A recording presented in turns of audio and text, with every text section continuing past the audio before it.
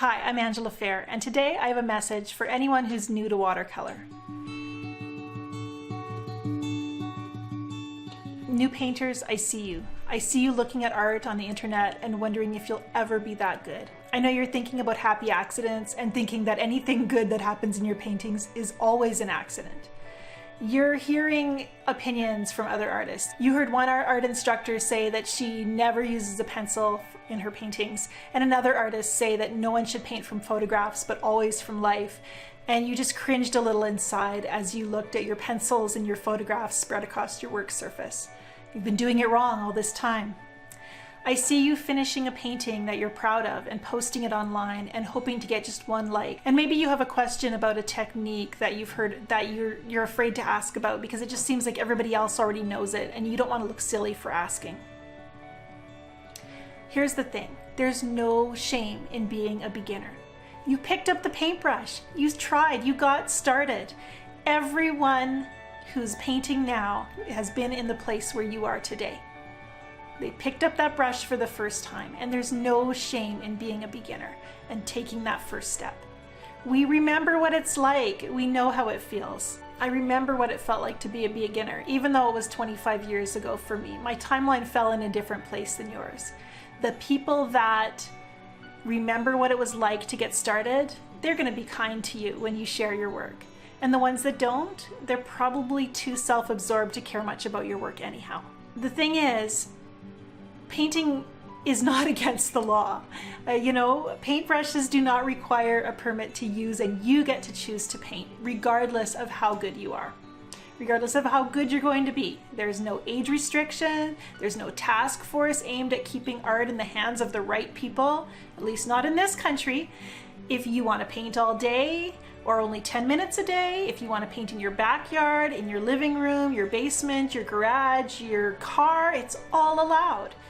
The funny thing is, even though many people dream of making art, there's a lot of people who let fear hold them back. But you didn't.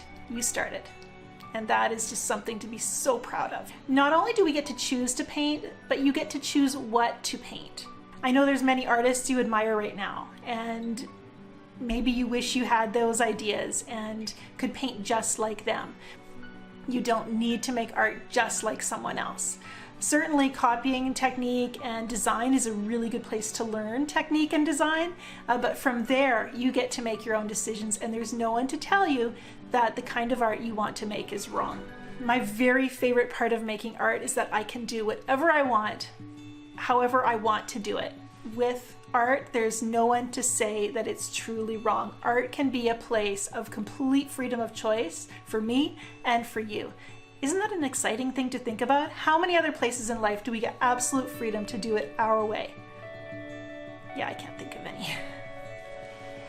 If you feel like painting abstract paintings using only your thumbprints, you can do it. If you want to paint detailed portraits of tangled balls of string, sky's the limit. Go at it.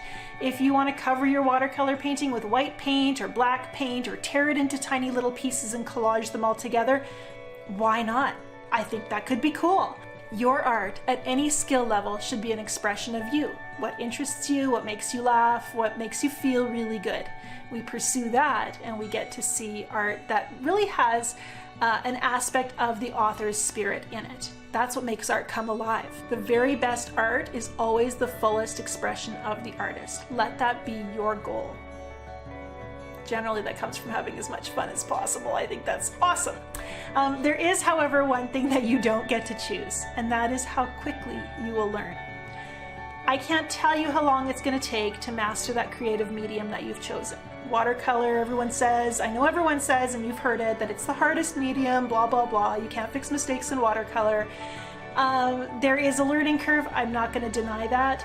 Any new creative pursuit, any new skill has a learning curve. It takes time to learn, but we pursue it because to us, it's worth the effort. Your passion outweighs the difficulty of developing skills in that area. And with any artistic medium, you're going to find that.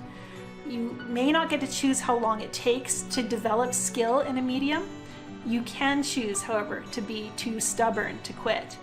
Practice helps, logging those brush miles, putting in the time. But I really, there's no set date when you're going to be able to say, well, I know how to do it now. We just have to kind of keep pursuing it until those skills come. Personally, I've dedicated myself to watercolor for 25 years, and I'm still learning new things about how to manage and control and work with this beautiful medium. I'm learning every time I paint, and because I've been doing this for 25 years, I've realized that because I know I'll never have learned everything about watercolor, I can kind of settle in and enjoy the journey without feeling like I'm inadequate because I'm just not as good as, the next person. The guy with 30 years of experience, or the guy with 5 years who just picked it up faster than I did. If I can't choose how long it's going to take me to learn something, I don't think I should be ashamed of not having mastered it yet. I want to be proud that I'm painting, and I think you should be proud that you're painting.